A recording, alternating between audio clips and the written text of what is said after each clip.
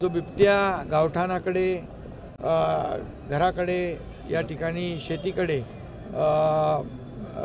येतो आणि त्याला तात्काळ जेरबंद करण्याचा निर्णय झालेला आहे। ट्रँग्युलाइज करणं आणि त्याला जेरबंद करणं यासाठी निवारा केंद्र वाढवणं हाही निर्णय झालेला आहे।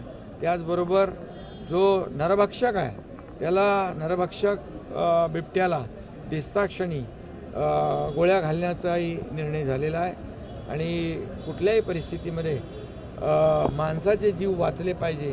तिथल्या लहान मुलांमध्ये एक भीतीचं वातावरण झालं आहे, पालकांमध्ये भीतीचं वातावरण निर्माण झालं आहे आणि म्हणून मोठ्या प्रमाणावर पेट्रोलिंग पोलीस डिपार्टमेंट आणि फॉरेस्ट अशा प्रकारचे वन खात्याचे टीम आणि पोलीस या सगळ्यांनी गस्त वाढवणे, पेट्रोलिंग करणे, त्याचबरोबर या बिबट्यांचा जो काही वावर आहे तो कमी करणे अशा प्रकारचे निर्णय त्या ठिकाणी झाले। त्याचबरोबर पिंजरे मोठ्या प्रमाणामध्ये त्या ठिकाणी त्या उपलब्ध करून देणे हे देखील झालं आहे आणि रेस्क्यू सेंटर जे आहे ते वाढवणं याच्यावर देखील निर्णय झालेला आहे आणि मला वाटतं की ही जी काही टीम आहे फॉरेस्टची टीम त्याला बेशुद्ध करण्याचं, ट्रँग्युलाइज करण्याचं जी काही प्रक्रिया आहे यासाठी देखील मोठ्या प्रमाणावर मॅनपॉवर आणि जी काही यंत्रणा आहे ती उभी करण्याचा निर्णय झालेला आहे आणि त्याचबरोबर बिबट्या शेड्यूल 1 मधून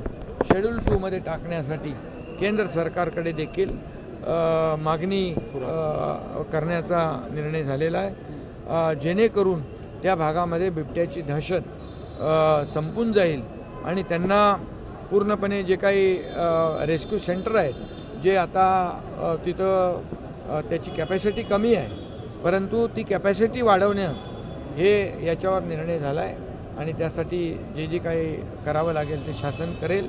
लोकांचा जीव बिलकुल महत्त्वाचा आहे, लोकांचा जीव वाचवणं याला प्राधान्य शासन देईल। देश विदेशातील प्रत्येक घडामोडींचे लाईव्ह अपडेट मिळवण्यासाठी आता साम टीव्हीच्या सर्व सोशल मीडिया प्लॅटफॉर्मला लाईक, फॉलो आणि सबस्क्राईब करा। तसंच सर्व नोटिफिकेशनसाठी बेल आयकॉन प्रेस करायला विसरू नका।